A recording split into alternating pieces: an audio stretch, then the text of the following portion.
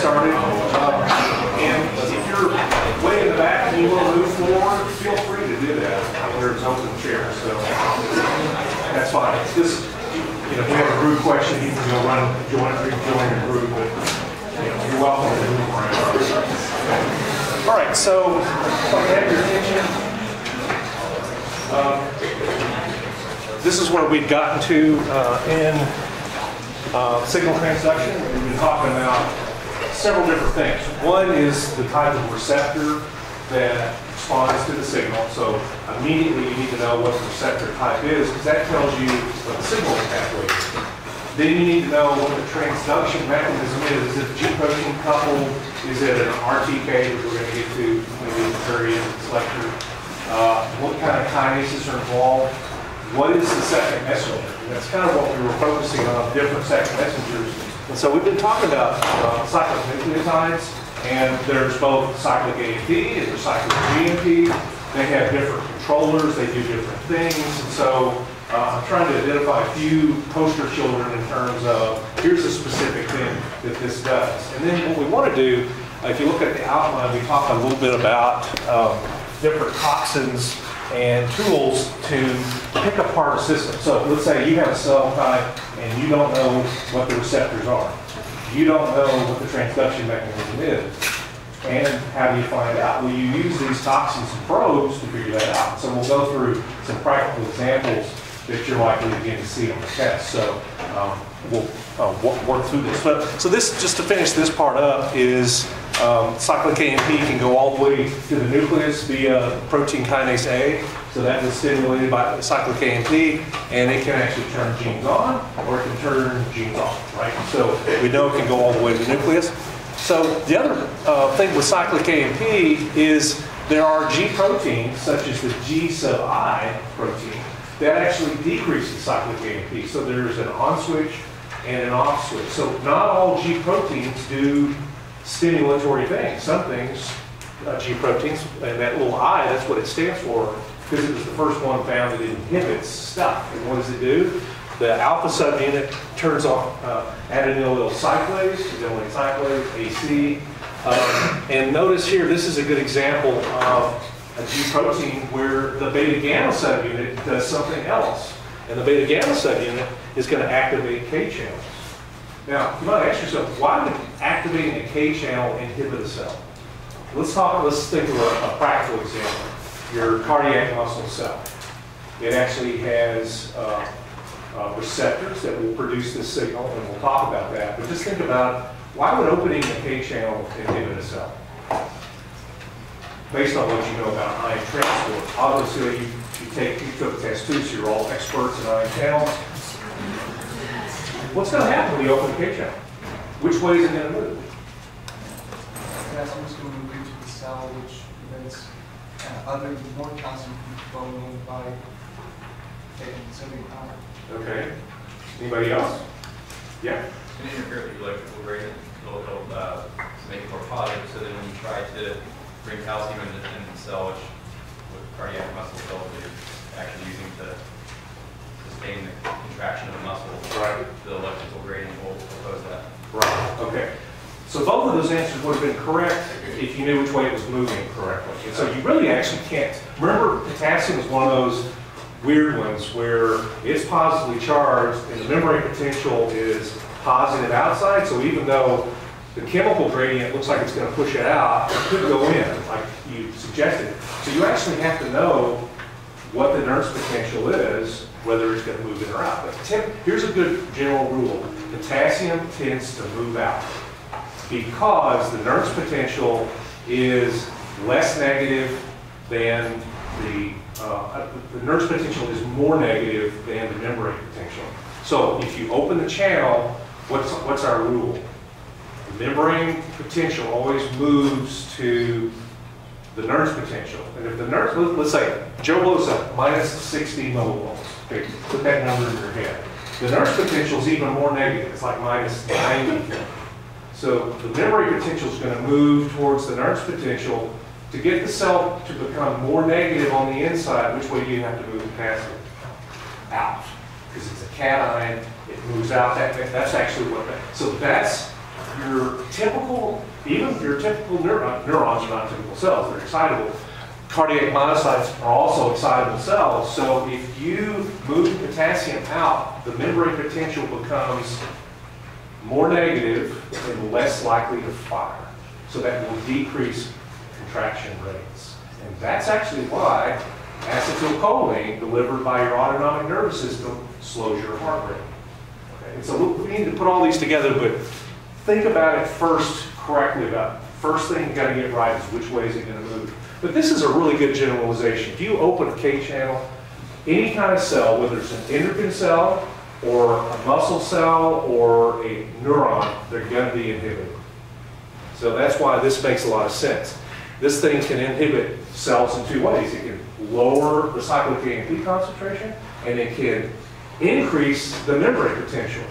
Well, make it more negative. Let's say that the absolute value gets bigger, but you're really hyperpolarizing the cell.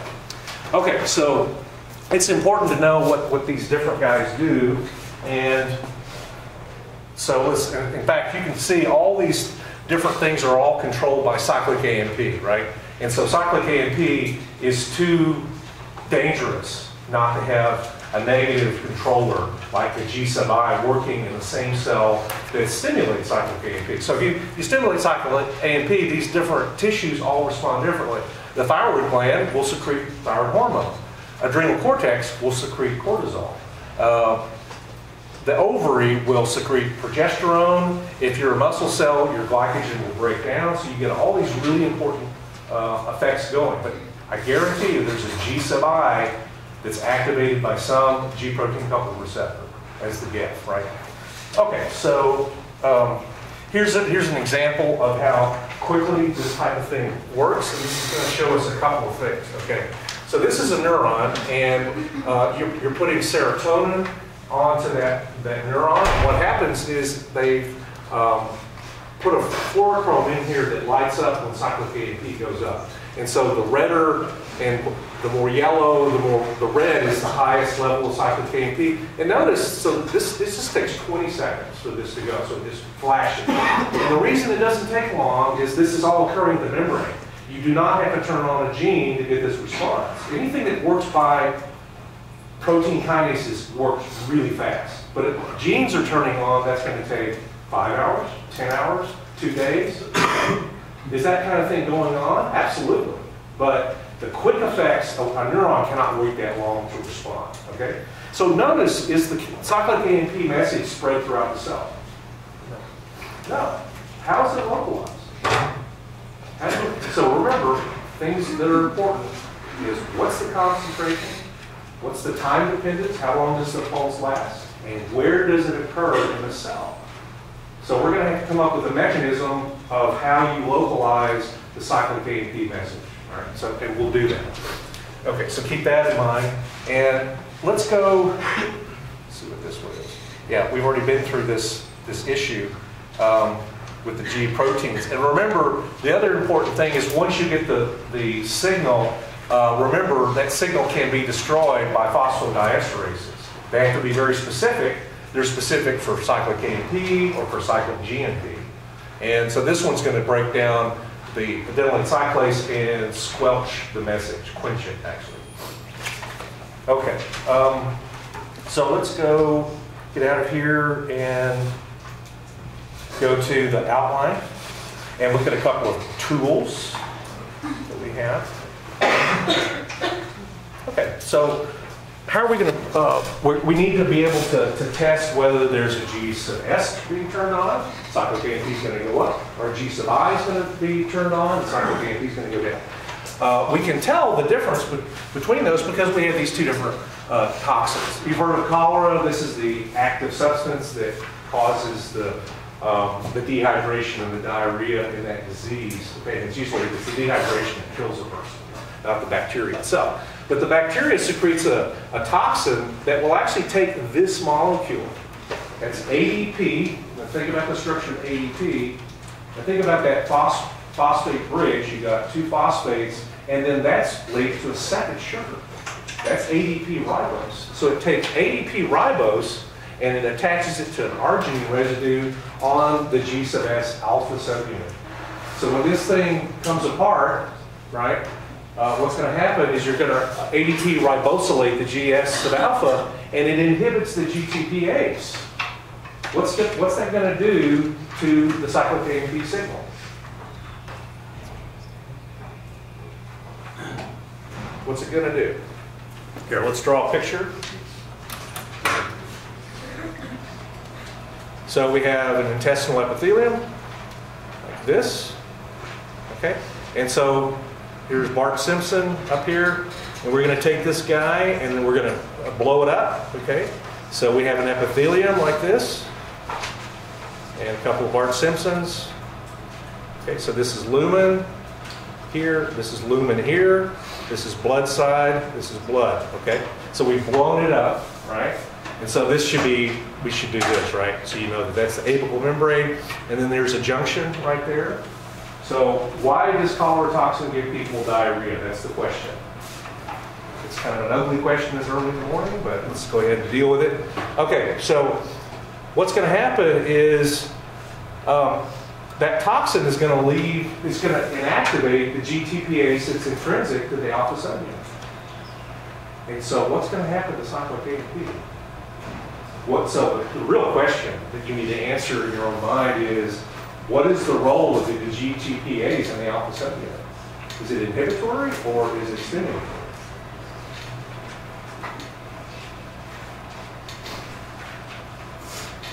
Think about the cycle. What happens when a G protein interacts with its gap?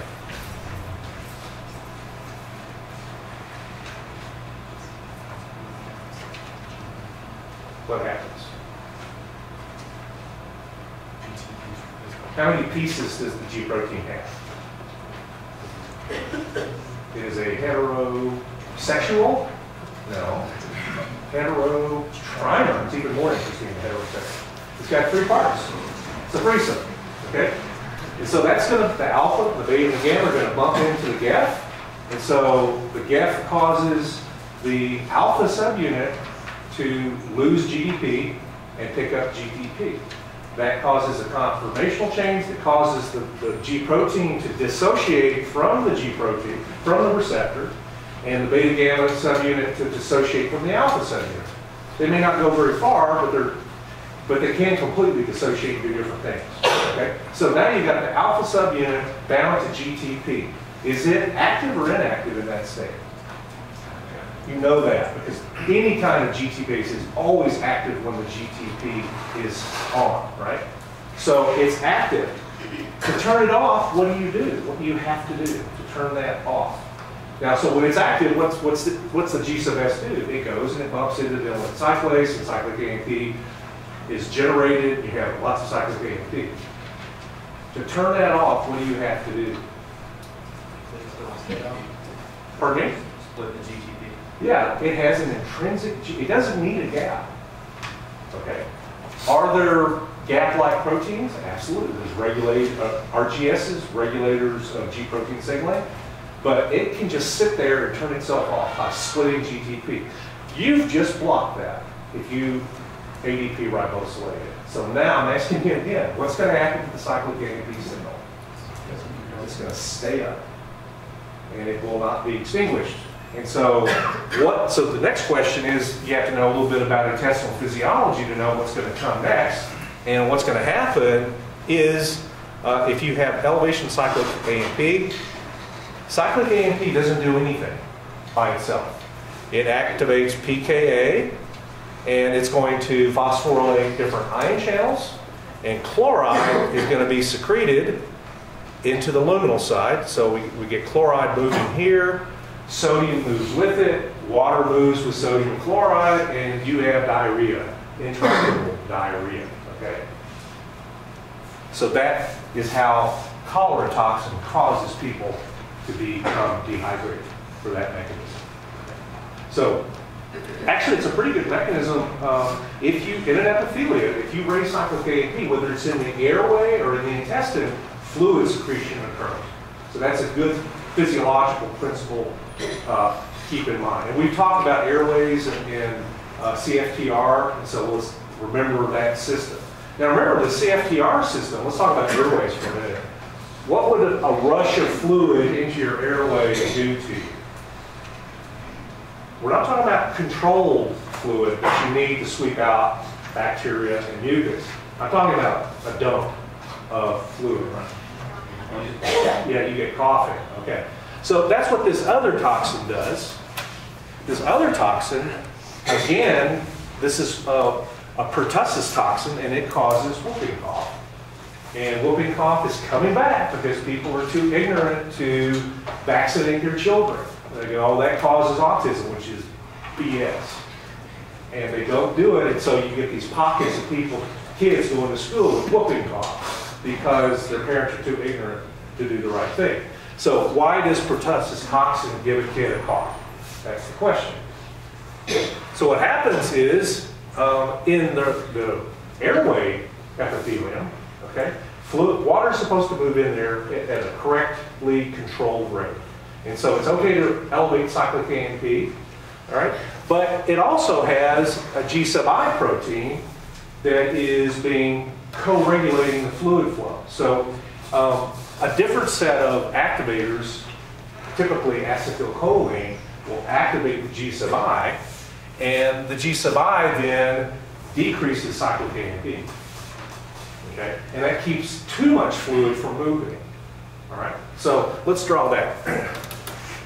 And so here's the respiratory epithelium, and I'll just make it fairly simple. Here's the Bart Simpson and microvilli. Okay? This is the blood. Okay? And this is the lumen, the airway. All right? So fluid's going to move this way, and you know how, right? Because there's a band 3 on the blood side. That's a sodium bicarbonate exchange. And so, chloride bicarbonate antiport. And so chloride's going to come through the basolateral membrane using that band 3. And the chloride's coming in, and it builds up. And then if you open a channel, which is the CFTR, chloride can go into the airway, right? And then sodium goes through, this is a leaky junction. And so sodium goes through the junction. And so it's a sodium selective junction. And so if you build up a lot of negative charge by moving chloride, you're going to attract sodium into the airway. And where salt goes, so goes the water. And so the water is going to go through and follow the sodium. Okay? I'll give you a second to catch up there. So if you don't understand the basic physiology, you will not understand how this thing works. Okay, so let's blow this up, make it bigger. Okay, so we have a, let's make it real simple. So we have epinephrine, and it's going to bind to its receptor, which is all epinephrine, all the receptors that bind to epinephrine and norepinephrine are called adrenergic. Because it's, epinephrine is also, in Great Britain, it's called adrenaline, right? So that's why they're adrenergic receptors. Adrenergic. Beta adrenergic receptor. Okay, so that's what that is.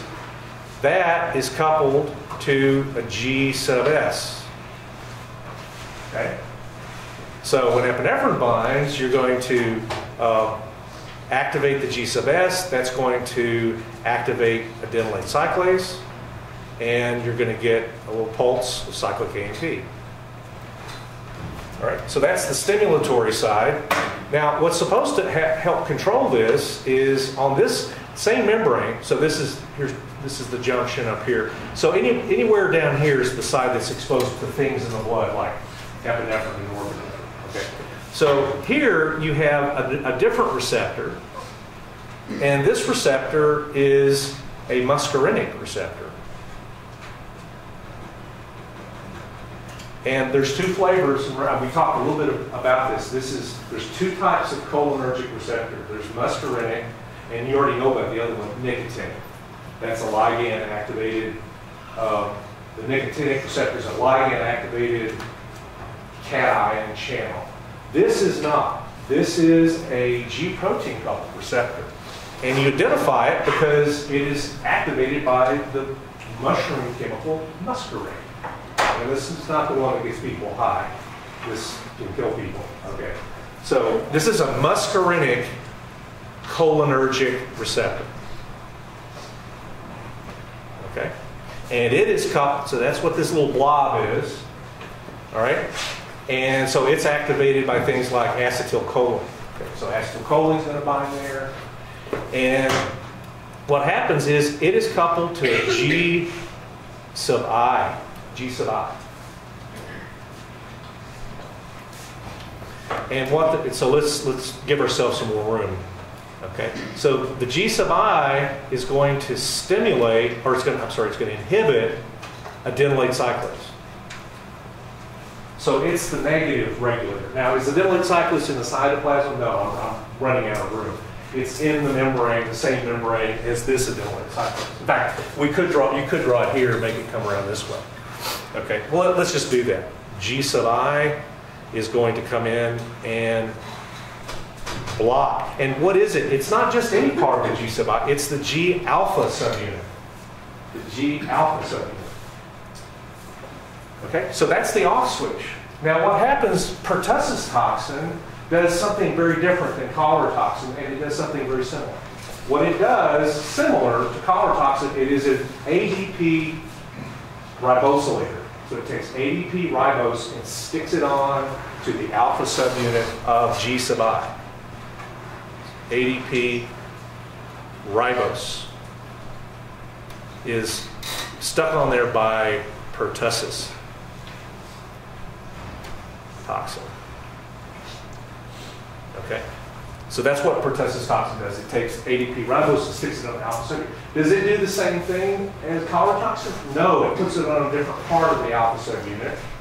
In fact, what it does is it prevents it from exchanging GDP for GTP. What's that going to do to the activity of G sub I? It doesn't matter if the muscarinic receptor is telling it to activate. It's going to sit there because the GEF cannot make it lose GDP and pick up GTP if it's ADP ribosylated. Okay? So what's going to happen to the cyclic AMP level in this cell? You've got epinephrine stimulating it. Epinephrine's going, cyclic AMP is going up. G sub I is supposed to modulate cyclic AMP, keep it low, but you're inhibiting the inhibitor. It's going to stay high, just like in the intestine, but it uses a different mechanism. Because it's working on a different alpha subunit. Not the GS alpha subunit, the G sub I alpha subunit. Okay, so cyclic AMP is going to remain elevated. This poor person gets fluid flow into their lungs, and the only thing they can do is cough to get it out. Okay, and you know the G sub alpha is there if that cell responds to pertussis toxin. How would you tell if it's G sub S is there? Put cholera toxin on it, right? And if it's blocked, so if it stimulates the flow of fluid, then G sub S is there. So you can test either one to see if they're there based on how it affects the system. Okay. Plus, it's kind of nice to measure cyclic AMP too, like those people did with the neuron. Okay, so we're building a lot. And what's our other tool we have? If we want to just get rid of the hormones and neurotransmitters, and we want to go, what does this system look like when it's stimulated with, when adenylate cyclase is doing its job? Force them, okay? That's that plant chemical. So that's why you have to have all these little pieces at your hand to be able to figure out these systems. Okay? Let's see. All right, so let's do this in another. So I haven't answered the question yet about how did we get that cyclic AMP pulse to be localized, right? Or not so much the cyclic AMP pulse, but the Because you can control where that happens by localizing adenylyl cyclase. So if you, the reason that was red in one part of that neuron was because the adenylyl cyclase is concentrated in that part of the membrane. How can you sequester a membrane protein where you want it? You should know 4 or 5 different mechanisms now. That was on test 2. You're all experts on that now. How do I get adenylyl cyclase in this part of the neuron and not over there? The membrane's fluid, right? Cytoskeleton? Yeah. How about linking it to the cytoskeleton? How about making it sequester into a lipid raft? How about binding to an extracellular protein that's constructed in the synapse? There's all kinds of things you can do to govern the location of where cyclic AMP. Now, the bigger problem is, can you localize pKa? Because remember, cyclic AMP in and of itself does nothing. It has to activate a kinase, right, in order to get the effects, okay? So let's talk about that. And we'll learn a little bit of, we'll reinforce this. Do I have any questions about this before we go on? Because we're going to actually use a different example to work through this. Okay? All right, so let's do something interesting. The reason that your heart's beating at the right rate, I hope it's the correct rate. Maybe racing if you have a lot of caffeine. Maybe dull if you're about to fall over. Okay, so cardiac muscle. Good poster child of an effect. The key to understanding any of these systems is to get the physiology straight first. So how is the rate of muscle contraction in your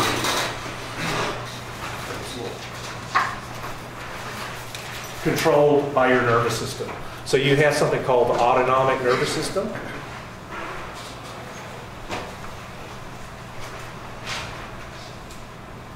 Okay? You can think of this as being the automatic nervous system because you have no control over it. You can't just go, well, there's certain mind games you can play, but it takes care of itself because it's controlling breathing, so you don't have to think about it. It's controlling your heart rate, so you don't have to think about it. Right? So it's an autonomic nervous system, and it's got 2 legs. It's got a parasympathetic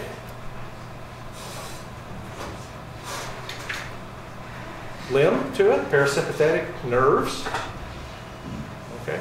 And these are inhibitory to most things, including the heart. And so that nerve is called the vagus nerve that controls your pacemaker. Okay.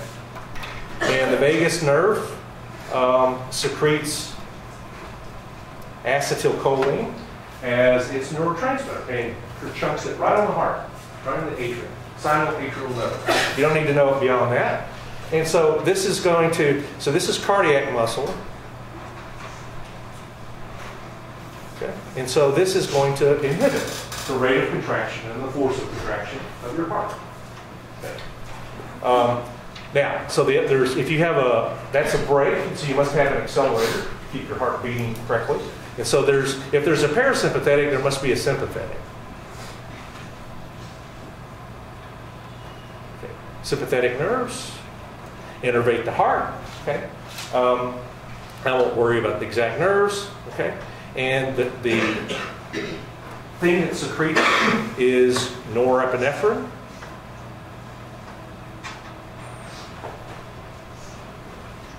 Norepinephrine. We usually abbreviate that NE or norepi. Okay. And this is a stimulator. So that's the physiology. The question is, how does this work and how does that work? Well, you already have a good example. You have a good idea. Norepinephrine is going to bind to a beta-adrenergic system, just like you saw before. And that's going to be coupled to a G6 protein. So cyclic AMP is going to go up. Okay. This must be coupled to a muscarinic receptor. And that muscarinic receptor is the M2 receptor, and so it is going to activate G7I. So the push and pull, one's going to elevate cyclic AMP and one's going to lower it, right? So you have that system. Okay. So let's flesh that out a little bit. So we have norepi is activating it's actually we even know which, there's actually several isoforms of each type of receptor. So this is the beta 1 adrenergic receptor. And we usually abbreviate receptors as RC. Receptor. That's coupled to a G sub S. What that's going to do is it's going to stimulate adenylate cyclase. That's going to increase cyclic AMP. And that's going to activate PKA. Now, the reason that this activates muscle contraction is a little complicated, okay? So it actually the PKA is localized to the membrane by an ACAP. I mentioned this. ACAP is ACAP 15. This is A kinase anchoring protein, ACAP. A kinase anchoring protein number 15, since you're asking. There's several isoforms. And so that's going to anchor PKA at the membrane. And so it keeps it at the membrane. And the reason it keeps it at the membrane is that will put it close to a calcium channel. And not any calcium channel, it'll be a VG, voltage-gated calcium channel. So PKA is going to phosphorylate the calcium channel, and this is a phosphorylation-gated channel. So this is going to open in response to phosphorylation. And which way is calcium going to move? Think about the physiology first. What's the concentration outside of the cell in your bloodstream? It's essentially the same in the synapse as it is in your bloodstream. Not exactly. It's about 2.5 millimoles. Okay. What's the resting concentration? If a cell is at rest, unstimulated, what's the concentration of calcium in your cell? It's tiny, right? It's 100 nanomolar. This is 2 millimolar, okay? So the chemical potential is going to be pushing in to get in, right? Which way is the electrical potential going to work? This is a resting cell. It's minus 60. It's probably a little different for a cardiac myocyte. What's the membrane potential in a resting cell? Joe Blow. Minus 60. You open that channel, calcium is going to flood in because the chemical potential and the electrical potential, you don't need the Nernst equation, and you need to be able to be that sophisticated to know, I don't need the Nernst equation to figure this out. Both potentials are pushing in, so calcium is going to move in, and that's why your heart beats stronger when epinephrine or norepinephrine binds to your cardiac muscle cell. That's why the ER person sticks that big thing, goes after push, and the guy comes back alive. That's why. But the action details are a bit more sophisticated and more complicated. It's also interesting because the action potential is not carried by sodium as it is in a neuron. It's carried by calcium. Okay, so, but we don't want your heart that excited or else you'll go into defib, and that's not good. So we have this other controlling system, and let's draw it in red. So we have acetylcholine binding to a M2 receptor. The M stands for muscarinic, okay? And we've talked about what the muscarinic, M2 muscarinic receptor does. It's coupled to a G sub I. So acetylcholine stimulates its receptor. The G sub I turns on, and the G sub I alpha subunit goes over here, and does it leave the membrane? No. And it blocks adenylate cyclase and decreases cyclic AMP, and that's why your heart slows down. That's why the vagus nerve causes your heart to slow down. Okay. But you're more sophisticated than that. What's the beta gamma subunit doing of G sub I? And then we'll take a look at it. Remember that little chart? G sub I is weird because the alpha does something and the beta gamma does something different. Pardon me? potassium channel? Yeah.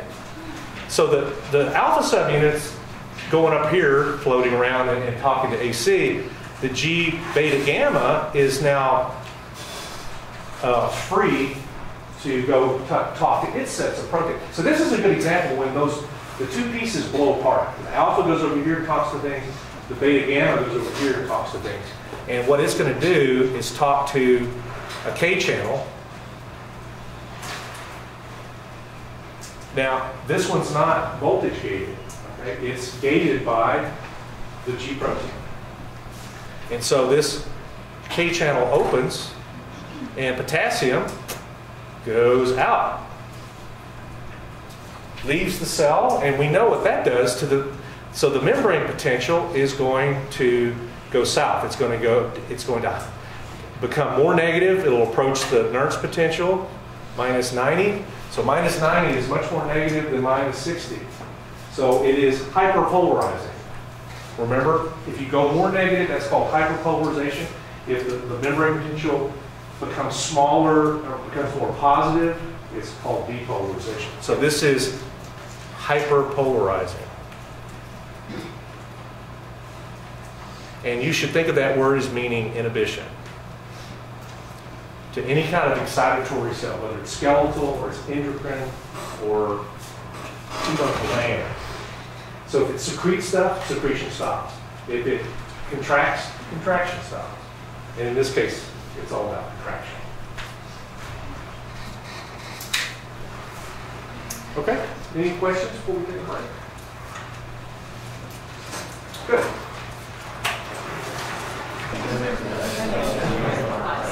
Okay, let's get started again. So, looking at this, let's say you didn't know anything about it. Okay. You don't know what receptors are there, you don't know what anything's there. So, what would happen to the heart muscle if you put forskolin? You want to see, is cyclic EMP an important controller in this system? So you don't want to, test the neurotransmitters. You want to just see what's going to happen. What would you use? You want to see. The question is cyclic EMP important? Would you inject a full cyclic EMP? Good. You micro-inject cyclic EMP. Okay. What's an easier way? Put forskolin on it. So forskolin is going to talk to this independent of everything else, and then you would record the result, which is, hey, the heart gets faster. It starts beating faster, and each contraction is stronger as well. Okay. So that will tell you cyclic EMP is important. Okay. And then you can activate cyclic EMP, and then you go, well, let's put pertussis toxin on there. What would happen to the heart's rate of beating? You've got it activated, so we're still not stimulating anything. We're going to put forskolin on there, and then we're going to put pertussis toxin. What would happen to the rate of contraction if this has a G sub I? Because that's the question you're asking. Is a G sub I? Yeah. It increased, but it's not blocking the AC. Exactly. Right. Or it certainly wouldn't decrease. Right. Okay.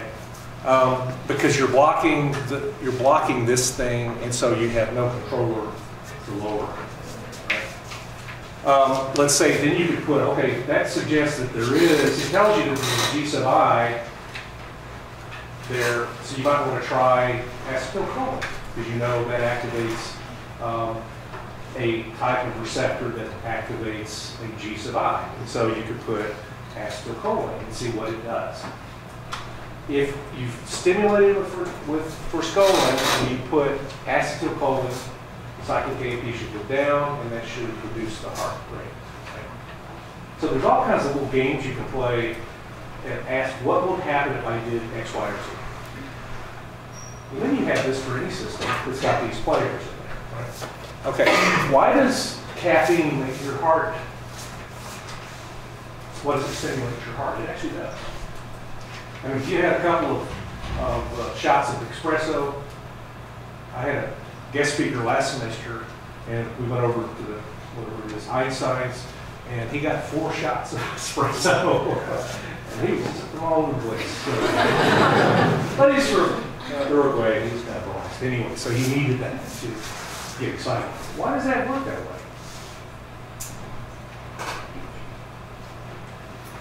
Well, caffeine and another related plant chemical, theophylline, inhibits cyclic AMP phosphodiesterase.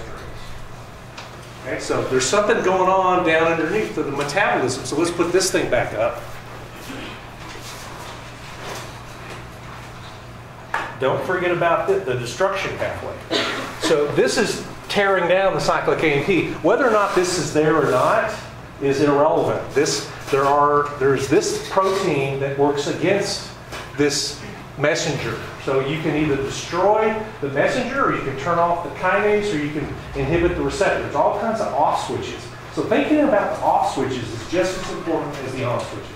Okay, so what happens when you drink caffeine, well, you drink the coffee, it has caffeine, will come and inhibit that protein. So you're inhibiting the inhibitor. So the level of cyclic AMP stays the same or goes up. Right? So that's why caffeine stimulates your heart. Okay? And then there's other different drugs that block these phosphodiesterase. And so they're good probes too. Right? All right? And we'll look at a probe of a system that works that way. Any questions about this one so far? Let's turn that off. Okay, so you don't have to learn a lot of new stuff, but the other second messenger is cyclic GMP. And guess what kind of kinase cyclic GMP activates? Protein kinase G, right? So PKA is for cyclic AMP, PKG is for cyclic GMP. Okay, it's activated by cyclic GMP. So we want to be able to, we've done this, right? And so we need to address this last learning objective. Devise a way to couple 2 different signaling pathways and 2 different cell types together, and then regulate the coupled response with a drug. Okay, so here, this is cyclic GMP. All right, that's the active form. And here's the test system. So this is vascular smooth muscle. This is an arterial, not a capillary, because if it's got smooth muscle, it can't be a capillary. Okay. So there's an outer layer of smooth muscle cells that can either when they contract, the lumen of this vessel gets smaller. When they relax, the lumen of this blood vessel gets bigger, right? Okay, so the endothelial cell is the wall of the blood vessel itself. It's being squished and relaxed. Okay, so here's a nerve that's controlling this system. It's going to dump some sort of neurotransmitter on this and cause relaxation, okay? Or it's going to cause contraction, I guess. Oh, it does cause relaxation. Okay, it depends on which neurotransmitter you're talking about. And the book is a little vague here. So here's acetylcholine. That's that nerve that was shown. And what is it innervating? It's actually innervating the endothelial cell. It's not very clear how that would work, but acetylcholine can reach that endothelial cell. So that's the thing that's being targeted, okay? So here's the endothelial cell, but the endothelial cell has no way to contract itself, right? It's just a wall, all right? So there's some jiggery-pokery that's going on here that your book is not going to let you in on, but I will, all right? So there's a signaling pathway that somehow is activated by acetylcholine. We just haven't talked about that signaling pathway, so let's ignore it. And what's going to happen is this turns on an enzyme that's called nitric oxide synthase, NOS. And how do you get nitric oxide, which is a little gas, kind of like carbon monoxide? Did you know carbon monoxide is a signaling molecule as well? Signaling gas. Just don't take a lot of it. All right, because you know what carbon monoxide does. All right, so this is designed to generate a little puff of gas. That's the thing that's going to diffuse next door to the different cell type and carry the message. How does it get nitric oxide? It takes arginine and pulls off that nitrogen and attaches it to oxygen. Okay, so you get this little production of gas, and gases can diffuse across the plasma membrane really easily, very quickly. And so it goes next door to the smooth muscle cell. This is the contractile machinery. And what it does is it binds to a guanylyl cyclase. Now remember, there's two flavors of guanylyl cyclase. There's a receptor guanylyl cyclase, okay? And that's the one that's coupled to atrial natriuretic peptide receptor. That's not what this one is. This is an intracellular cytoplasmic guanylyl cyclase. So it has no way of touching the outside. It doesn't need to, because the signal coming across here is a gas. And the gas goes into the cytoplasm of the smooth muscle cell and activates guanylyl cyclase, just like adenyl cyclase is activated in that other system. Okay? So that's the role of nitric oxide. You get a puff of cyclic AMP. Cyclic AMP does nothing by itself. It activates PKG. Okay? And PKG is a serine-threonine kinase, and so it's going to phosphorylate the myosin heavy chains that you're asking me. That's the you don't need to know that stuff yet, okay? Because we haven't gotten to the side of skeleton. So it phosphorylates a component of the cytoskeleton that causes contraction. In this case, it actually inhibits it. It prevents contraction. So what's happening then is this thing is going to relax.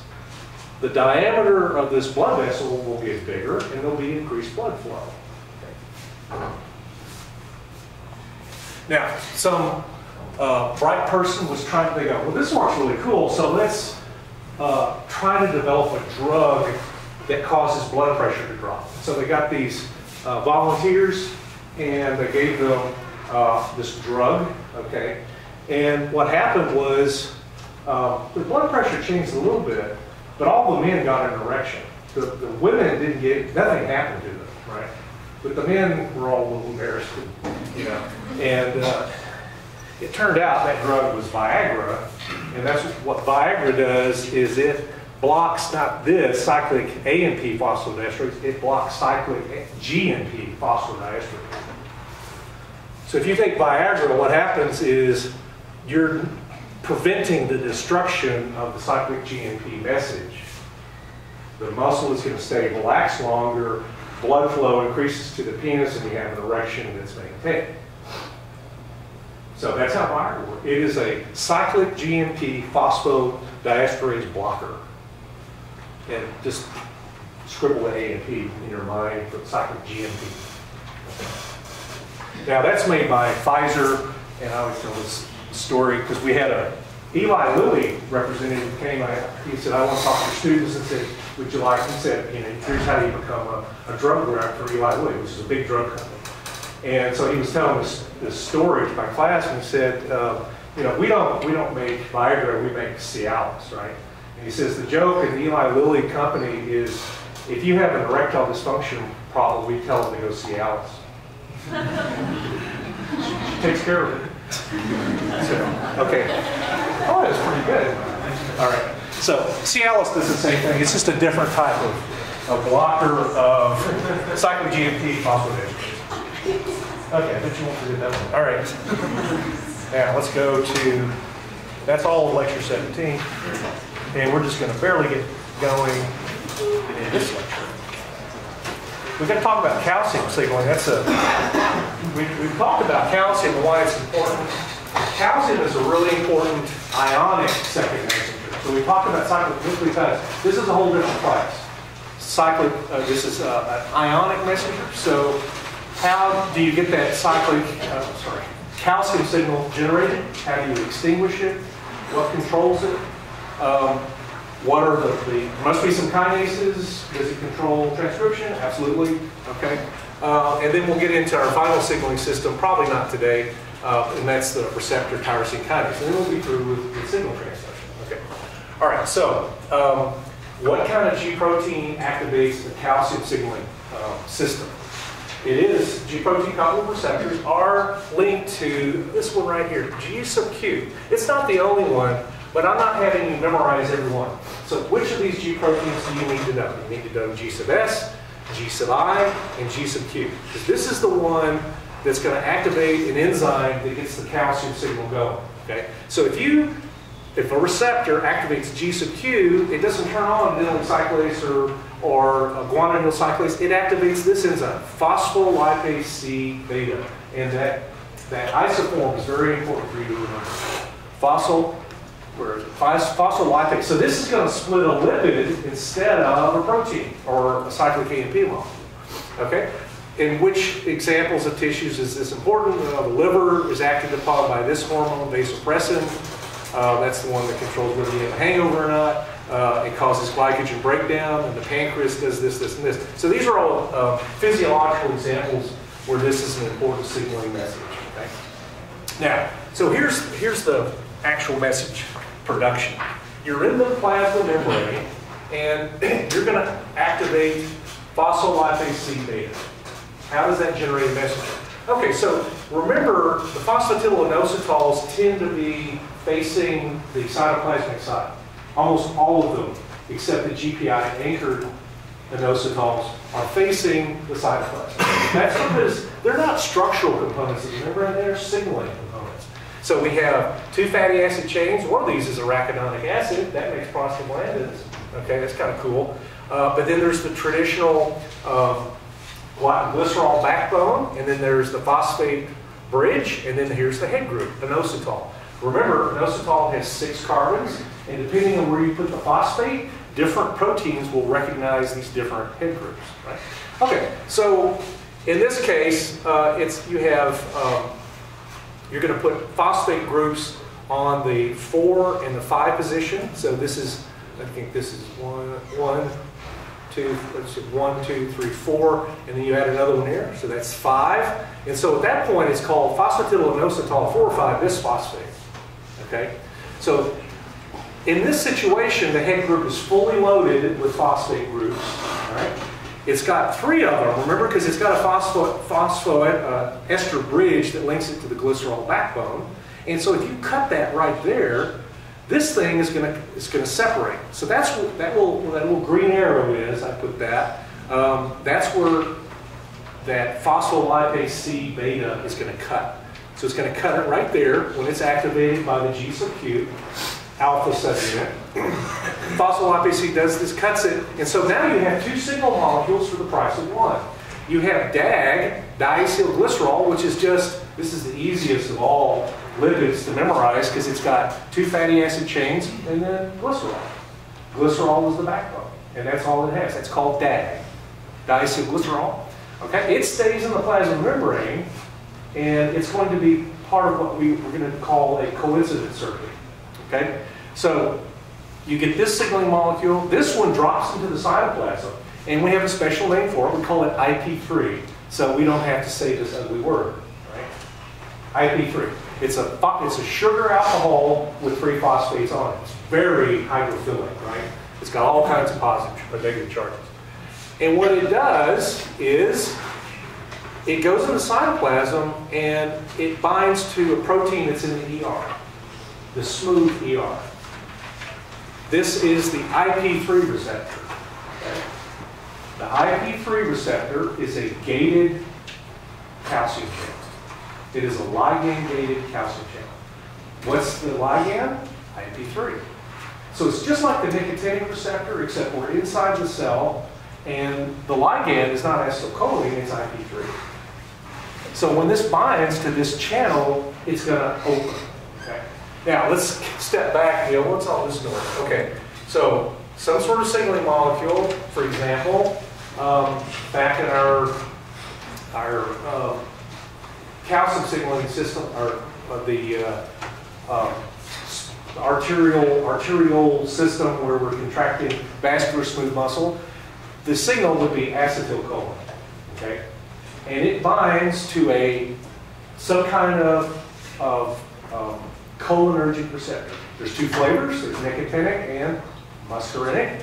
It binds to muscarinic receptor M3, not M2, because M2 is coupled to G sub I. Right? This is coupled to G sub Q. So that's what G sub Q looks like. It looks like any other protein.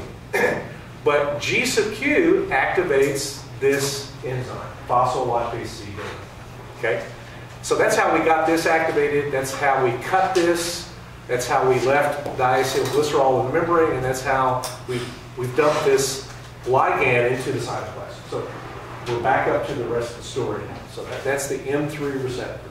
Okay. So we get this puff of calcium, and this little puff becomes a really big spike. Why? The rate of calcium release goes way up, and then it turns way off, and then it goes up, and so you get spikes of calcium being released. What causes the spike increase, a sharp increase? Anytime you see an explosive spike, there must be positive feedback in that system.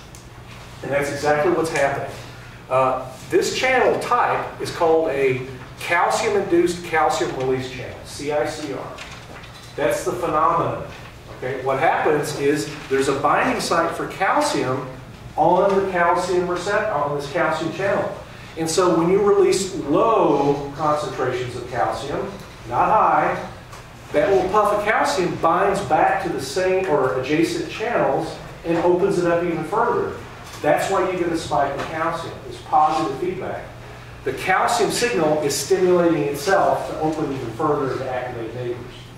And so that's how you get, so you can imagine we could put a channel here and here and here, and once you get this puff started, it's going to activate everybody that's close to it because they're calcium-induced calcium release. Do you need them to bind IP3? No. That just starts one of them puffing, right? Okay. Now, why do you puff that calcium thing? Okay. Calcium cannot do anything by itself. It must activate some sort of protein, and the protein that's going to activate is, guess what? PKC, protein kinase. And the C tells you what the second messenger is. In this case, it's calcium. So PKC is a really protein kinase C is the protein. Okay, but protein kinase C needs to be told to go to the plasma membrane. Okay, and what tells it to go to the plasma membrane is a protein that your book doesn't talk about, but is important. So let me show you where that is. Okay. All right. So the reason, the PKC has a domain. It's called a C2 domain. The C2 means calcium binding domain number 2. There's actually the person that solved the crystal structure of this works at the Health Sciences Center. His name's Brian Sutton. Okay. And so Brian Sutton solved that crystal structure. And so this part of PKC C2 grabs onto the calcium. And what does that do for it? It allows it to bind to a rack. Not Iraq. It binds to a rack. All right? And RAC is receptors for activated Z kinase. Okay? What is the role of RACs in PKC signaling? Okay? So PKC is going to change its shape when it binds to calcium, recruit a RAC protein in the cytoplasm. Okay? Now we know what a RAC is. We can go back to the thing. So your book is leaving out a step. When this PKC becomes activated, before it can go to the membrane, it has to recruit RAC. And RAC is what targets it to the plasma membrane. That's the role of RAC, is to take it to the plasma membrane, because otherwise it would just float around too long. And PKC should not be allowed to do anything by itself. You need a short leash on that guy, because it's really dangerous. It causes cancer if it's activated for too long. Okay? So PKC is taken to the plasma membrane, and here's the nature of the coincident circuit. A coincident circuit is you must have both positive inputs into that circuit before it goes to the next node. Okay? So the two connections are, here's one set of the circuit. It's going this way up to the plasma membrane, and then the diacylglycerol signaling molecule is doing nothing yet until it bumps into, PKC. So you have to have two things. You have to have an activated PKC at the plasma membrane, and then it has to bind to DAG. And if those two are a yes, the logical answer is go, turn on. Okay? And PKC will be fully activated, and it can go around phosphorylated. It can go into the nucleus and turn on genes. They usually cause the cell to divide. That's why it's a cancer-causing oncogene. But it does all kinds of interesting things.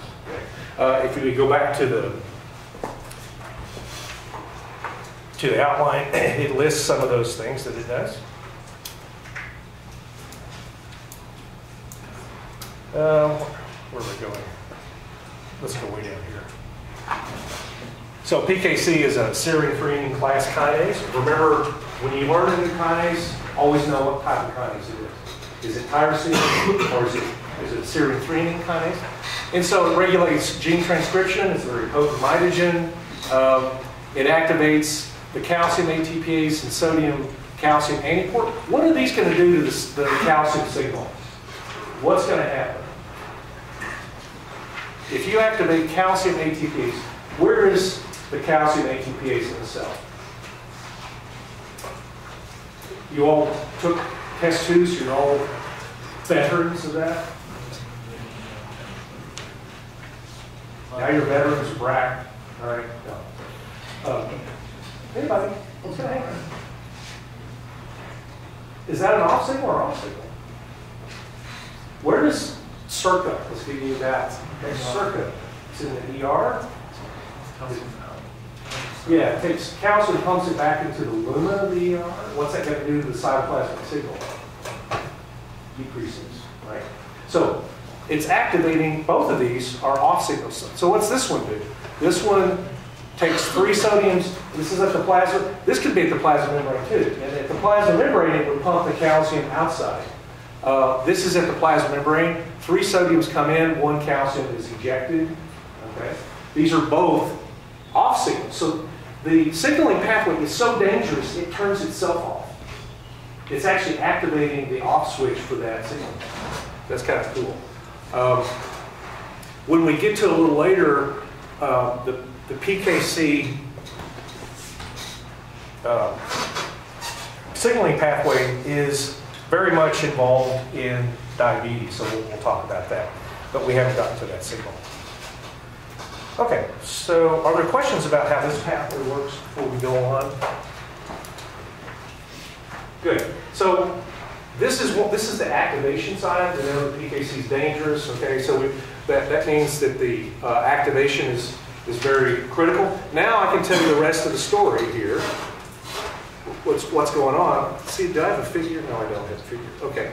So what's happening is, let's go back to that arteriole, and the nerve is releasing acetylcholine, and it's binding to this receptor. That receptor is an M3 receptor. So you now know. Let me draw this.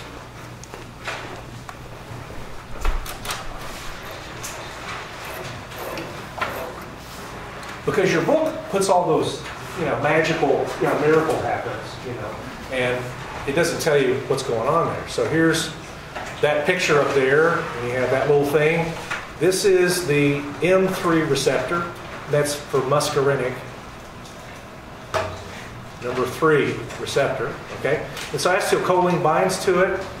That's going to activate G sub Q.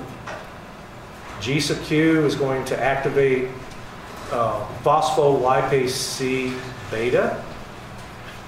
And you know what happens.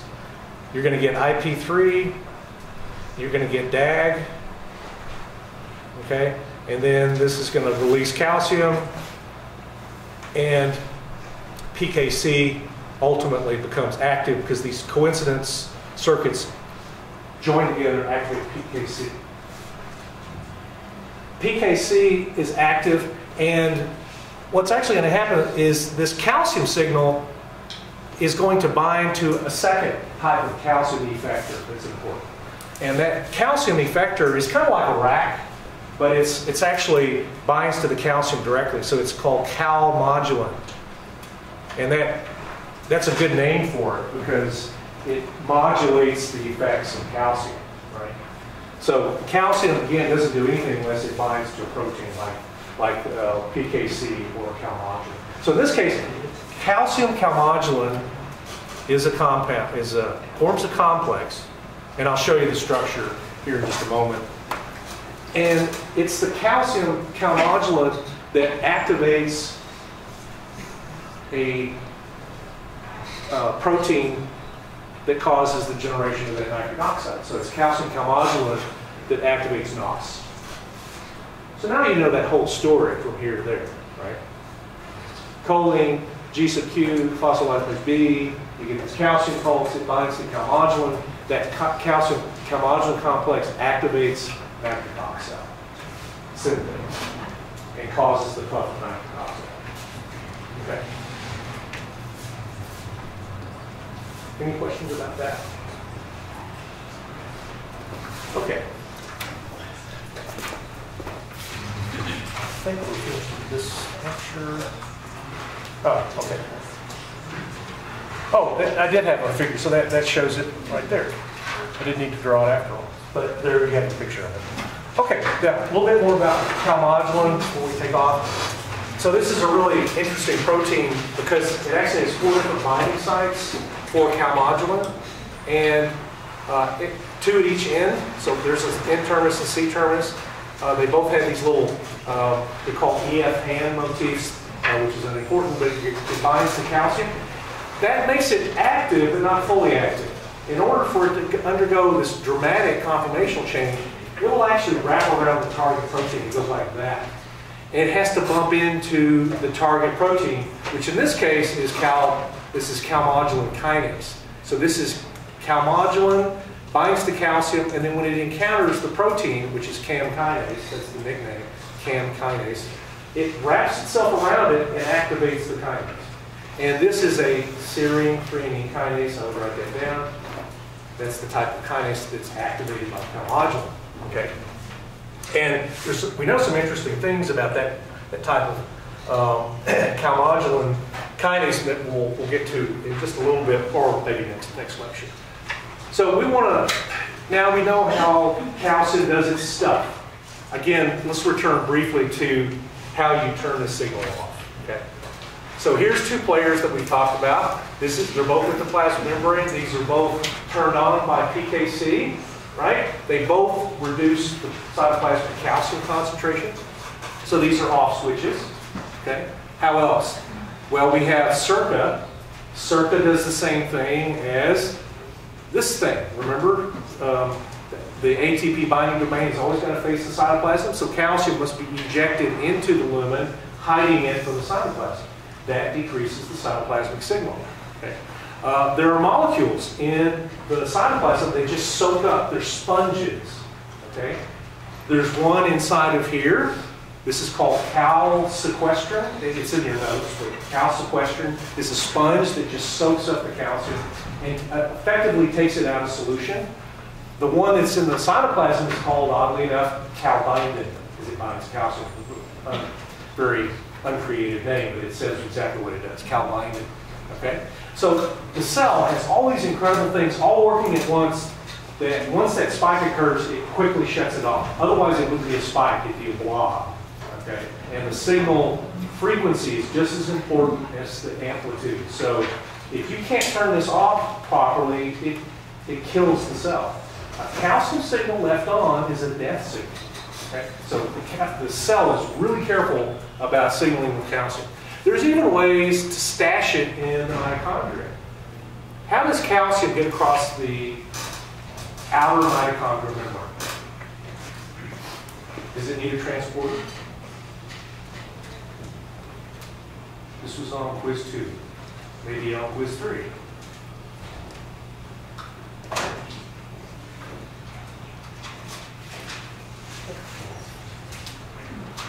Does it need a transporter? So yes, it does. Okay, that's one of the 2. Anybody disagree? Don't they have pores on the membrane that let ions flow through? Absolutely. So it doesn't need a transporter. It needs a protein. And if you were thinking protein, that's fine.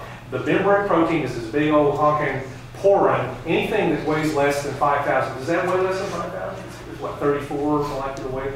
Something like that, or 40, I forget what calcium is. It can just flow right through it. So there is no barrier to calcium going in and encountering the inner mitochondrial membrane, and that is incredibly impermeable to calcium. So you must have a transporter like this. What kind of protein is this? This is a proton calcium symport. Okay. right? So this can actually go it can build up a huge gradient of calcium because it's working off the electrochemical gradient of protons. And if you don't know why you would use a proton to drive this in, you really need to review your mitochondrial physiology that we need to cover. There will be a set of exercises